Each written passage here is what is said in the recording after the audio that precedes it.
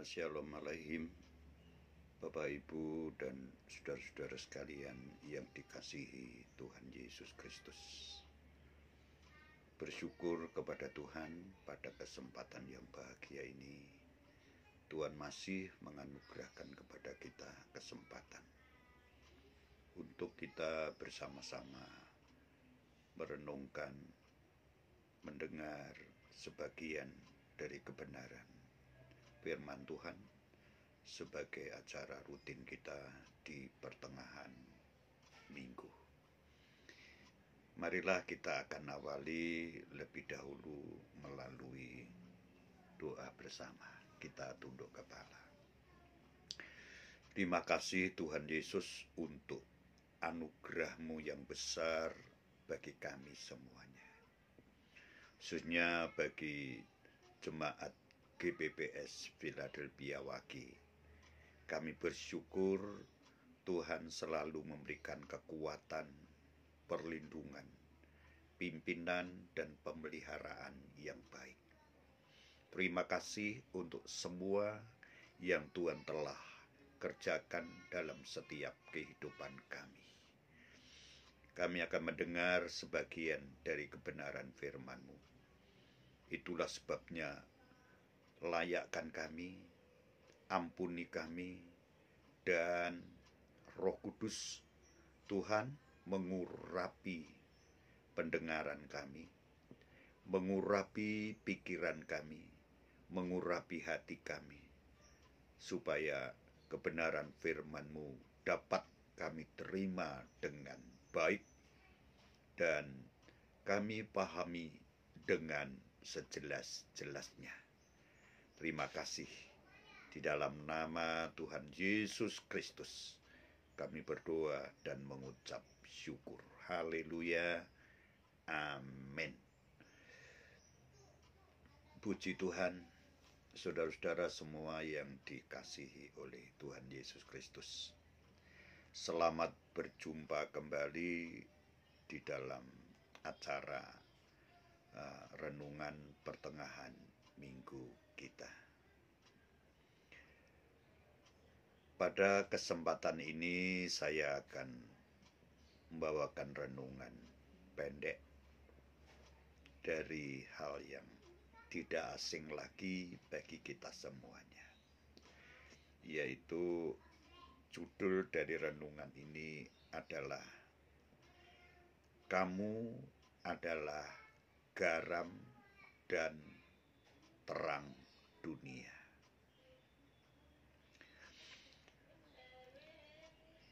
Garam dan terang dunia. Istilah ini ataupun sebutan ini tidak asing lagi bagi kita semuanya. Bahkan kita sudah sekian kali mendengar renungan, mendengar khotbah, mendengar cerita mengenai kamu adalah garam dan terang dunia. Ya, saya teringat almarhum Adam Malik disebut sebagai kancil karena beliau kecil tetapi cerdas, pandai, lincah, dan gesit. Beda lagi dengan Bung Karno, disebut singa podium.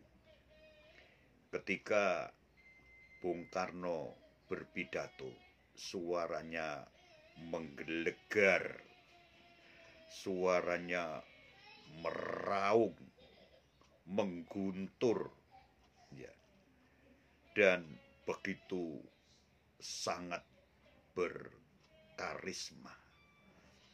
Saya teringat dulu ketika Bung Karno mulai berpidato, jalan-jalan mulai sangat sepi.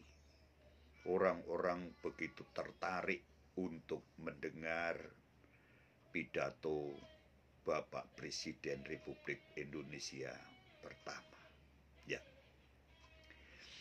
Lalu sebutan yang diberikan kepada kita, kepada saya, kepada saudara, kepada semua orang Kristen, yaitu garam dan terang.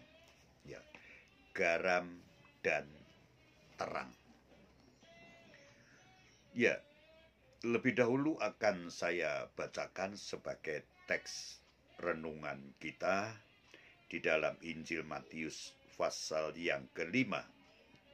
Injil Matius pasal yang kelima pada ayat yang ke-13 hingga pada ayat yang ke-16.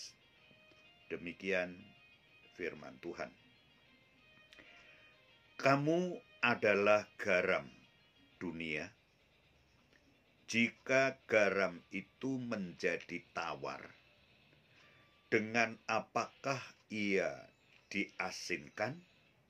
Tidak ada lagi gunanya selain dibuang dan diinjak orang.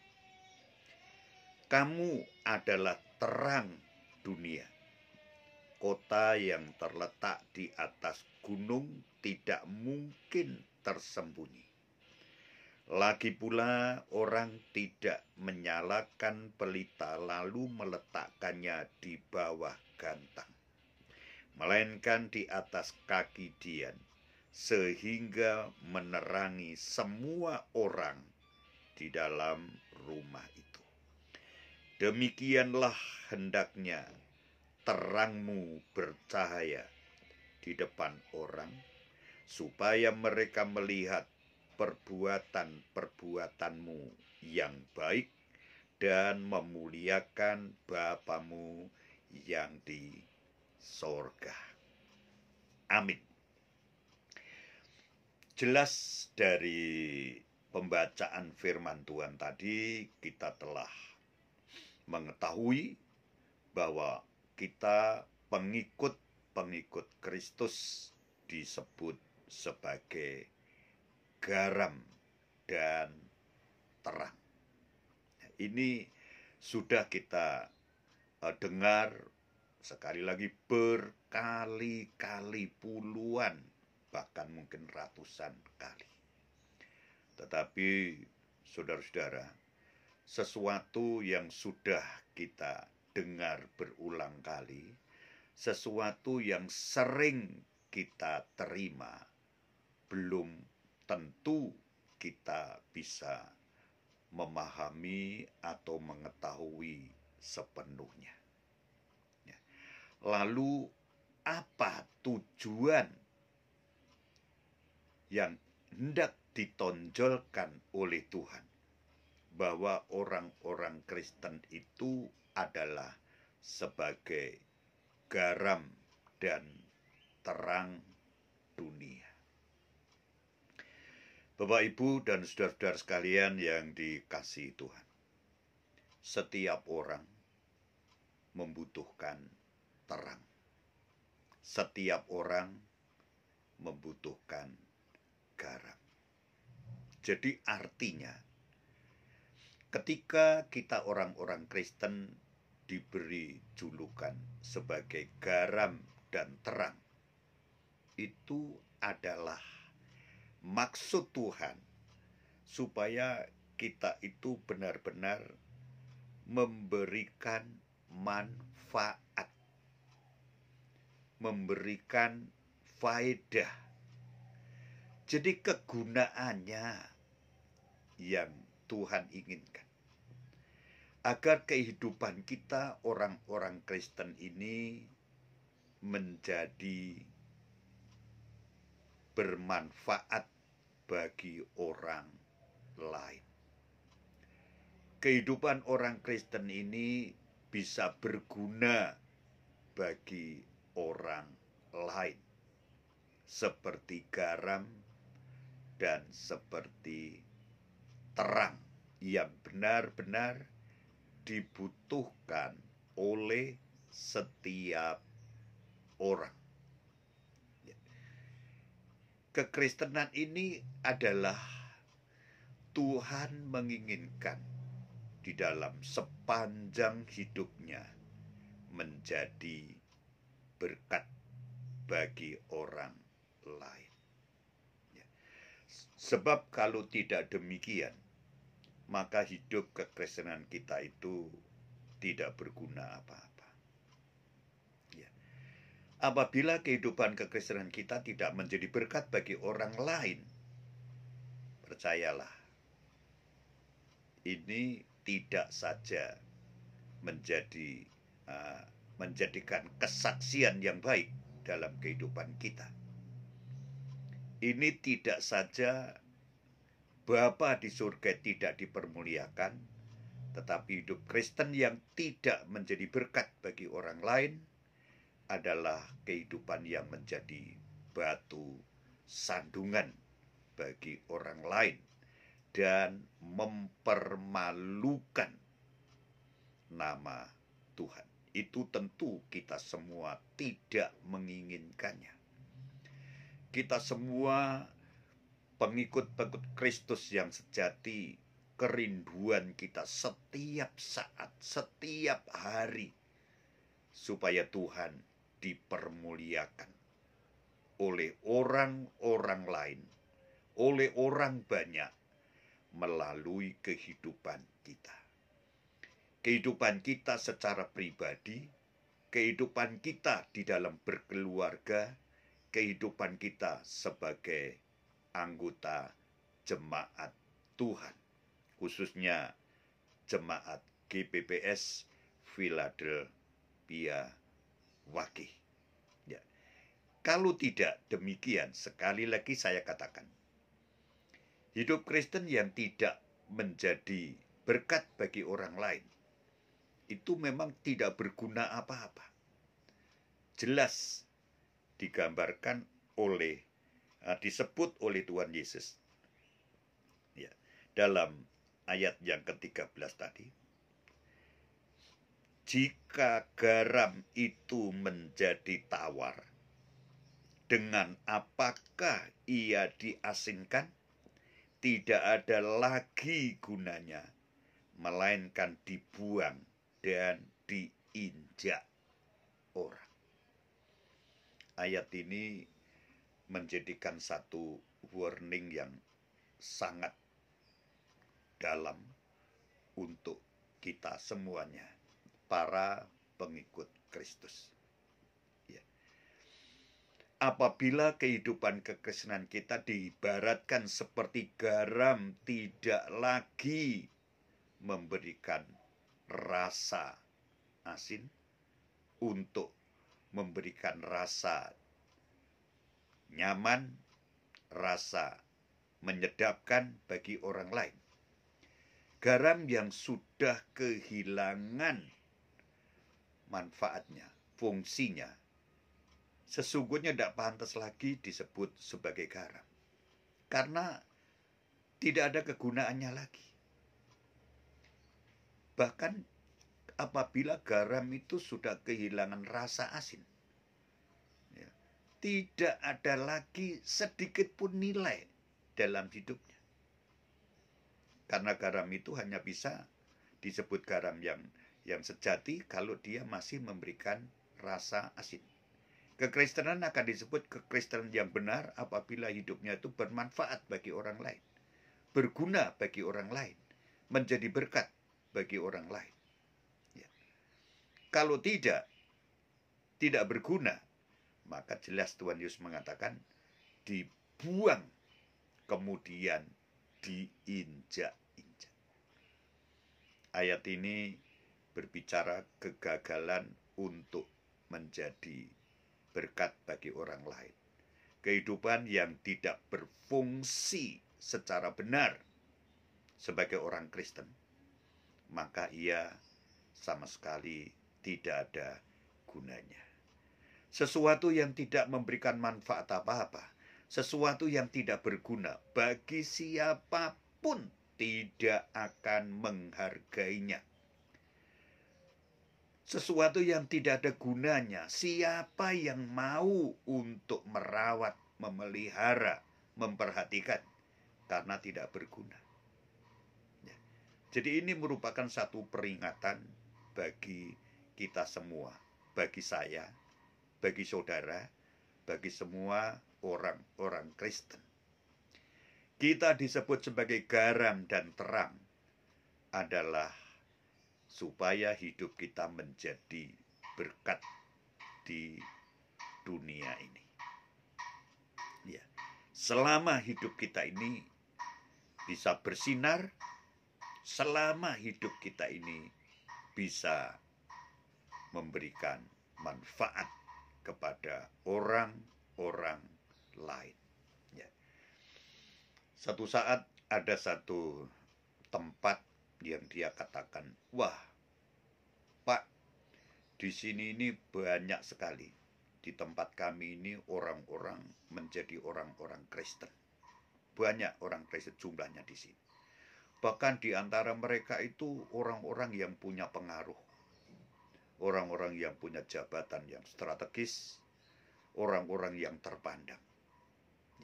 Ya tentu sebagai hamba Tuhan ketika mendengar pernyataan seperti itu ya ikut bersuka cita.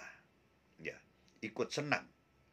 Tetapi pertanyaan yang timbul adalah bukan soal banyaknya ya, jumlah orang Kristen. Bukan soal dia itu orang-orang terpandang, mereka itu orang-orang yang punya kedudukan, punya jabatan. Tapi yang lebih penting dari semuanya itu, apakah orang-orang Kristen di tempat itu sudah menjadi garam dan terang bagi orang lain? Sudahkah orang-orang Kristen di situ menjadi berkat bagi orang lain?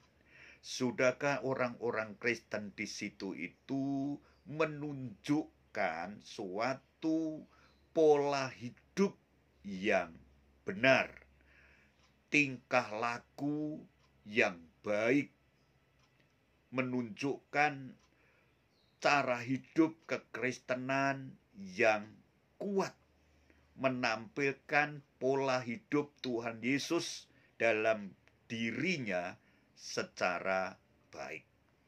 Itu yang dituntut. Itu yang lebih penting bagi Tuhan. Sebab kalau tidak, kalau kekristenan kita itu tidak menunjukkan suatu sikap hidup yang berbeda, tidak menampilkan pola hidup yang berbeda, kita tidak ada kebanggaan apapun. Ketika kita memperhatikan dalam sejarah gereja ataupun gereja mula-mula, begitu banyaknya orang tertarik untuk masuk Kristen, percaya kepada Tuhan Yesus.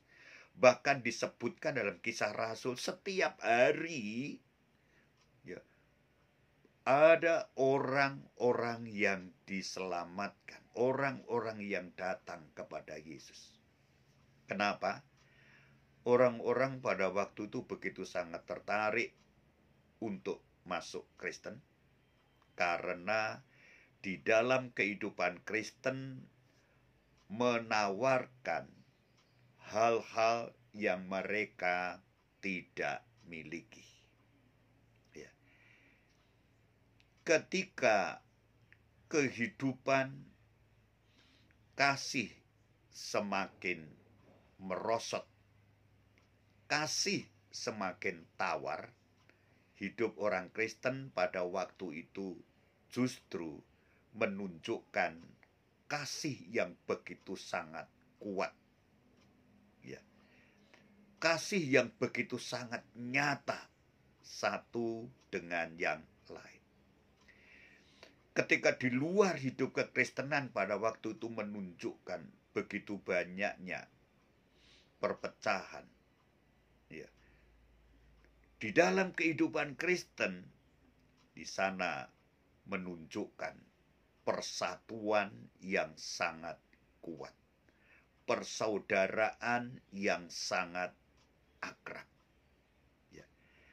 Ketika di luar kekristenan pada waktu itu, ya, terjadi kemerosotan secara moral, ya, etika kehidupan semakin rendah, maka di dalam kehidupan orang-orang Kristen pada waktu itu justru menunjukkan satu moral, satu etika, satu kehidupan yang begitu dibangun dengan integritas yang sangat kuat.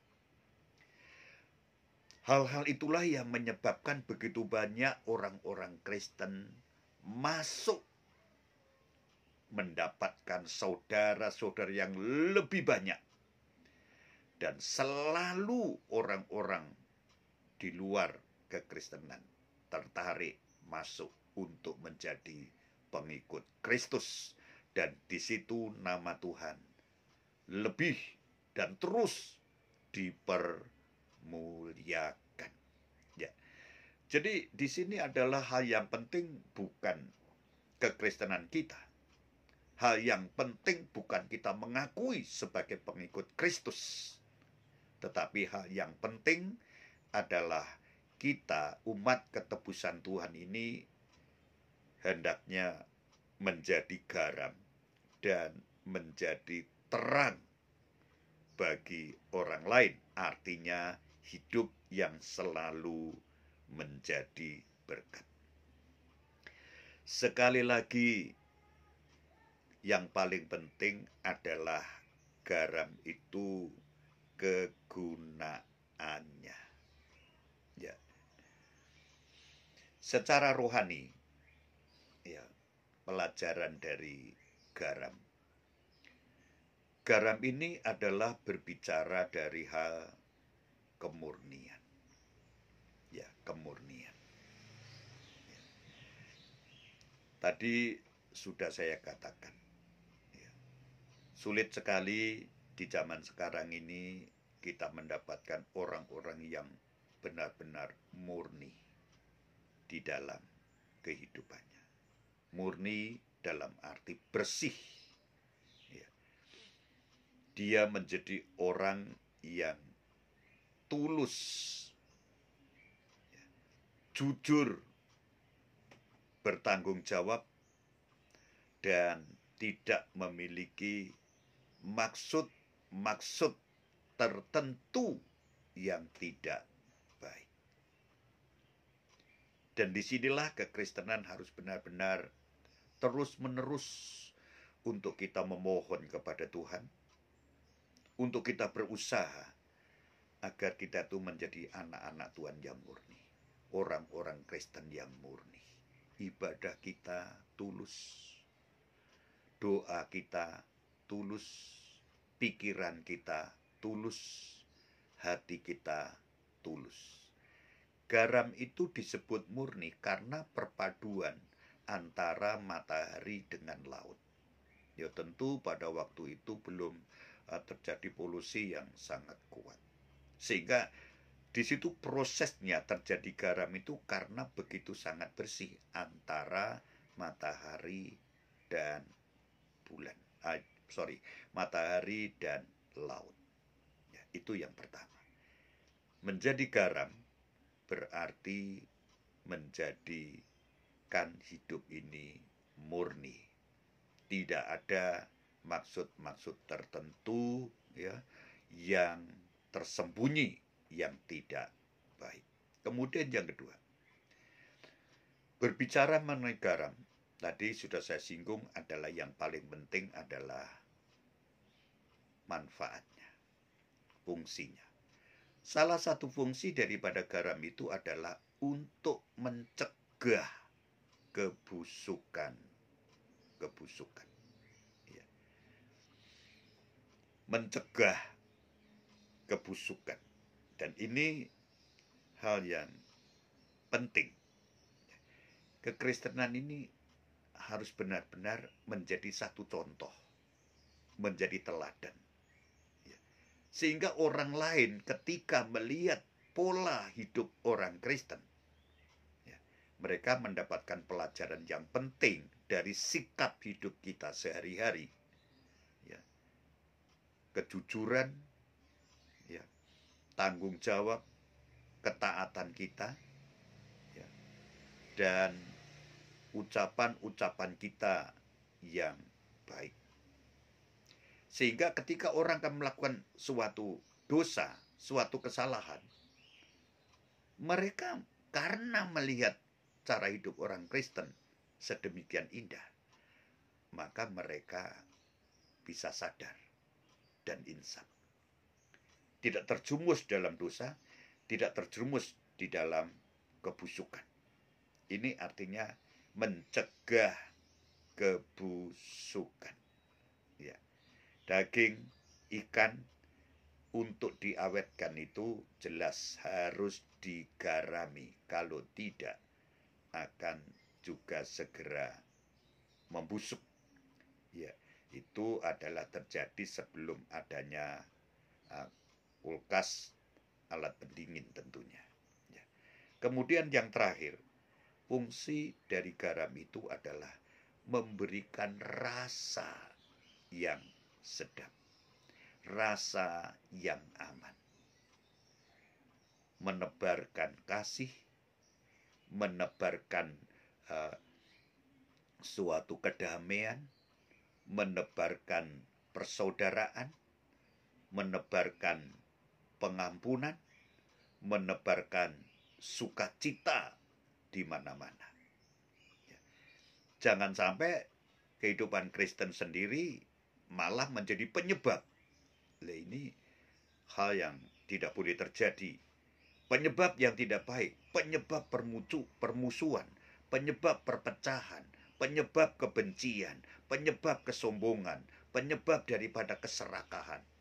Ini tidak boleh terjadi. Karena kita harus memancarkan kehidupan yang baik, yang benar, supaya Kristus dipermuliakan. Kemudian yang terakhir, fungsi daripada terang. Bagaimana sedihnya, bagaimana gelisahnya secara umum, bagaimana susahnya ketika tidak ada penerangan. Apalagi di malam hari yang gelap. Ya, ketika kita menikmati lampu yang bersinar terang, wah, kita bersuka cita. Tapi begitu lampu padam, maka secara serentak orang kan sangat sedih, susah, bingung, gelisah. Karena adanya hanya kegelapan. Tapi begitu terang menyala, kegelapan terusir, orang akan spontan bersorak, hai, ya, terang sudah tiba. Jadi menjadi terang itu menyukakan bagi orang lain. Itu yang penting. Jadi terang menyukakan orang lain. Kemudian yang terakhir, terang itu menjadi penuntun.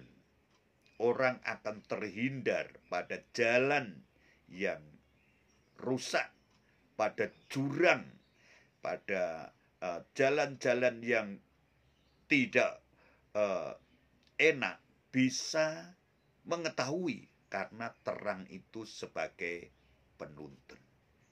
Jadilah orang-orang Kristen sebagai terang yang bersinar, sehingga bisa menuntun orang lain berjalan di jalan yang baik, di jalan yang benar, di jalan yang lurus, yaitu melalui jalan terang firman Tuhan, dan semuanya akan datang kepada sumber terang, kepada terang yang besar, yaitu pribadinya Tuhan Yesus Kristus. Saudara yang dikasihi oleh Tuhan, sekali lagi, Kristen tidak ada artinya apa-apa. Kita mengaku sebagai orang Kristen, ya, tidak ada artinya apa-apa kalau hidup kita tidak menjadi garam dan terang, menjadi berkat bagi orang lain. Menjadi berkat bagi orang lain, Bapa dipermuliakan dan pekerjaan Tuhan akan mengalami suatu kemajuan. Puji Tuhan, Tuhan Yesus dipermuliakan. Memberkati kita semuanya. Mari kita akhiri dengan doa. Terima kasih Bapa Surgawi untuk kebenaran firman-Mu. Tuhan Roh Kudus memampukan kami untuk menjadi garam dan terang, hidup yang bermanfaat bagi orang lain, hidup yang menjadi berkat bagi orang lain, dan Tuhan dipermuliakan. Memberkati seluruh jemaat GBPS Philadelphia Wage khususnya, memberkati Indonesia, memberkati para pimpinan-pimpinan bangsa ini, semua dalam perlindungan Tuhan, semua di dalam tuntunan Tuhan. Indonesia rukun, Indonesia bersatu, Indonesia damai, dan Indonesia Tuhan diberkati oleh Tuhan. Virus corona ini Tuhan, sesuai dengan kehendak-Mu mohon supaya segera diangkat dari muka bumi ini, dan semua memperoleh suatu anugerah yang besar karena pertolongan Tuhan. Terima kasih, lindungi seluruh jemaat GBPS Philadelphia Wage, dari orang tua sampai anak-anak, semua sehat, rohaninya sehat, jasmaninya sehat, semua sukacita di dalam Tuhan. Dalam nama Tuhan Yesus Kristus kami berdoa dan bersyukur. Haleluya. Amin. Tuhan berkati kita semuanya.